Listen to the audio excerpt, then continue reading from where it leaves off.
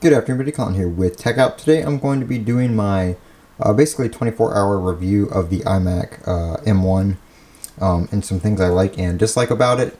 So first thing, I'm just going to get the dislike out of the way because there is only one thing that I really dislike about this computer, and that is the front and the back colors do not match.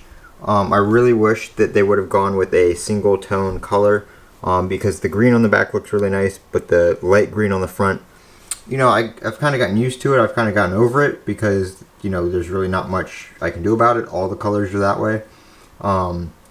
But really, I would like them to be the same, especially the red one. I can kind of see why on a color like that. Like, the red back is beautiful. I love that. It's like a product red, but then the front is pink. But I can also see why having a bright red front like that, or a bright color on the front, would be kind of distracting. So I understand why they did it, but at the same time, you know, from a just a design and colors perspective, I prefer the darker colors, you know, when I'm not using the computer. But that's, you know, that's beside the point. Not much we can do about that. But the color is nice on the back, and like I said, I've gotten used to it on the front. Not a big deal. Same with the accessories. Kind of a mint green keyboard and a mint green Magic Mouse. I do plan on maybe getting another keyboard if they do come out with another color with Touch ID, like a silver one or something like that. Then I will I'll change these to silver.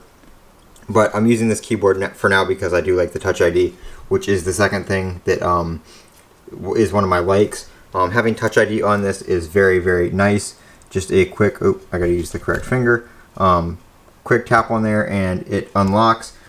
This also is a button. It's not the same as the other ones.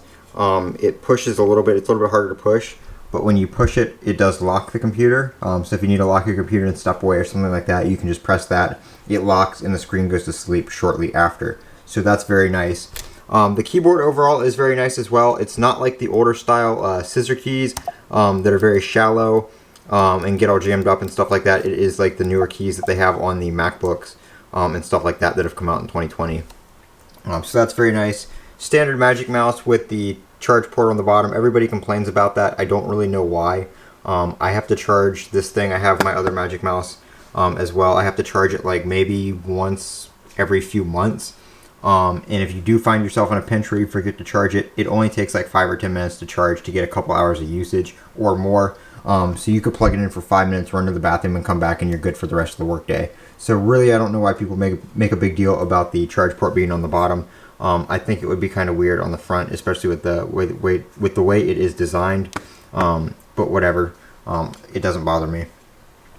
The computer itself performs great. I'm not doing any benchmarks or anything on it. I've just had real-world usage. I've run Final Cut Pro, Safari, mail apps, just your basic everyday stuff that I'm doing to run my YouTube channel and watch YouTube videos and that kind of stuff, and it handles them just fine without any issues. This is the mid-tier model with the base specs, so it's the 8-core GPU and CPU, and it is 8 gigabytes of RAM with 256 gigabytes of storage. But as you can see here, I do use external drives for Final Cut, for exporting, and my scratch disk and that kind of stuff. So storage isn't really an issue for me. I've used like 40 gigabytes with everything I have installed. The RAM, I had 8 gigabytes of RAM on my M1 Mac Mini and my M1 MacBook Pro. Never had an issue with that. So I didn't see the need to spend an extra $200 and wait a month just to get 16 gigabytes of RAM. Because the way it's optimized on these M1s, it's a lot different than an Intel processor. So while 8 gigabytes doesn't seem like a lot, it works a lot differently. So you have to use it to understand where I'm coming from with that. I like the external power supply.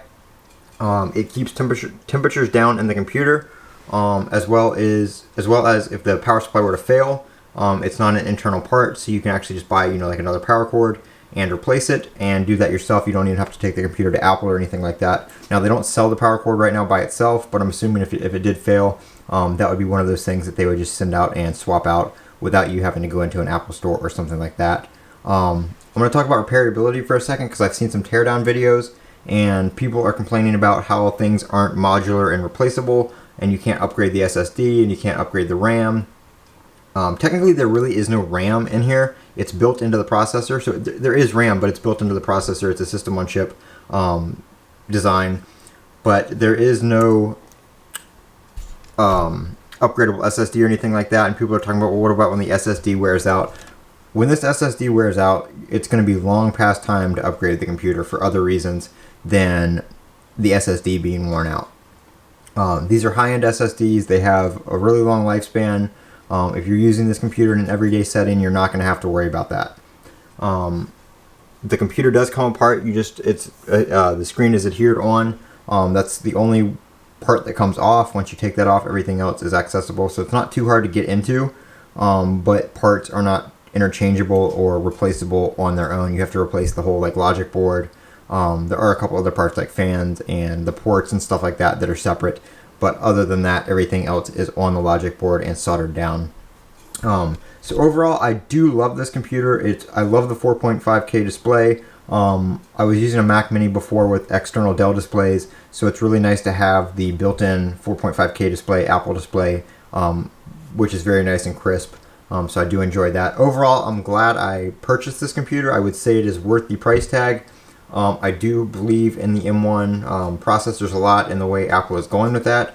So definitely recommend this computer or any of the M1 computers, whether it be the MacBook Air, the MacBook Pro, the Mac Mini, or anything that's going to come along those lines here in the next few months. I fully believe in them, and they are performing very, very well, especially for the price and what you get. So that is my little review on the M1 iMac.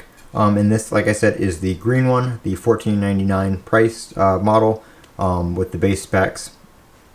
And that is about it. I'm Colin with Techout. Don't forget to comment, rate, and subscribe. It helps out greatly. And as always, have a great day.